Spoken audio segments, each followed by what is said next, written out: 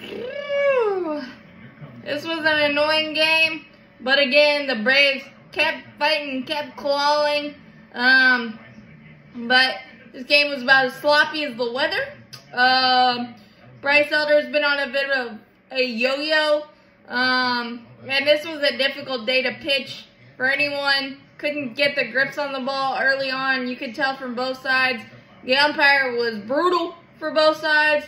And with the zone being tighter than a toothpaste lid in the first inning, Bryce Elder was the victim of 2 walks that later may have been outs based on how the strike zone changed. But back-to-back walks, can't have them, can't defend them. Swinging bunt, second and third, 1 out. Grounder to Matt Olson by Bellinger. Should have been at least 1 out, but it got under the glove of Matt. I think his internal clock is wonky right now, and he's getting too sped up on what to do with speedy base runners on.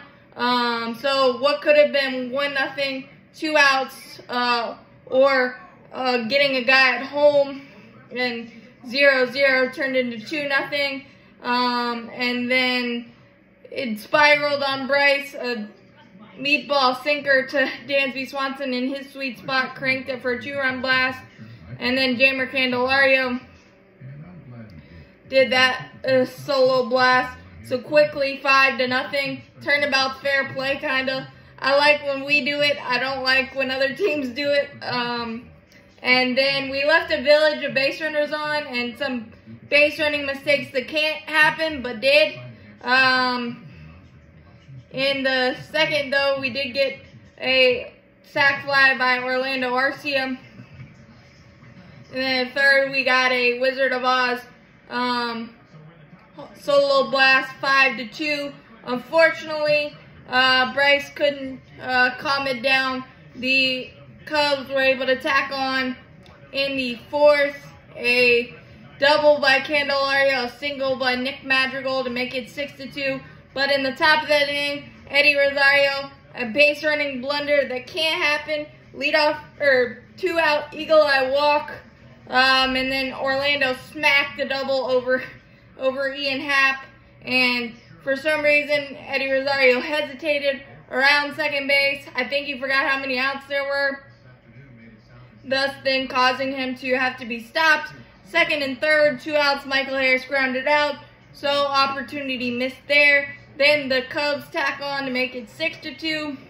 And then in the fifth, Ronald leadoff single, Ozzie bloop single right in front of Bellinger. It was a tweener. It was a tough read, but I'm not sure why Ronald didn't slide.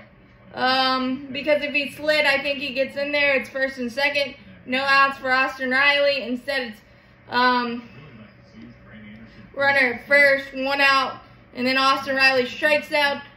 Ozzie did steal the base, but we couldn't tack on there, so who knows what would have happened in that inning if it weren't for the non-slide by Ronald. One of the few mistakes he's made this year, but it was a tough read in the sloppy conditions, but you can't make that play. And then we did get back in the sixth with 4 walks, an RBI single by Ronald to make it 7-4 after a Michael Harris sacrifice fly. Bases loaded, 2 outs. Austin Riley strikes out. Leiter Jr. was able to get a slider by him. Again, a couple of strike zone east. Kind of switched that at bat, but he can't do anything there. And then AJ Minter gave up a first pitch solo jack to Ian Happ to make it 8-4, and then Ozzie absolutely smoked one, but the wind knocked it down to begin the ninth. Riley singled, 10-game hitting streak, and Olson absolutely torched one, mashed one to make it 8-6, and Travis d'Arnaud should have walked, but again, the umpire zone to get the timer into the plate, unfortunately grounded out. Marcell Ozuna did get tossed. I'm surprised he was the only one that got tossed, but Travis had a good day. coming in for him. Single, walk, and a really good at bat. We had really good at bats up and down. We saw probably 25 3-ball counts.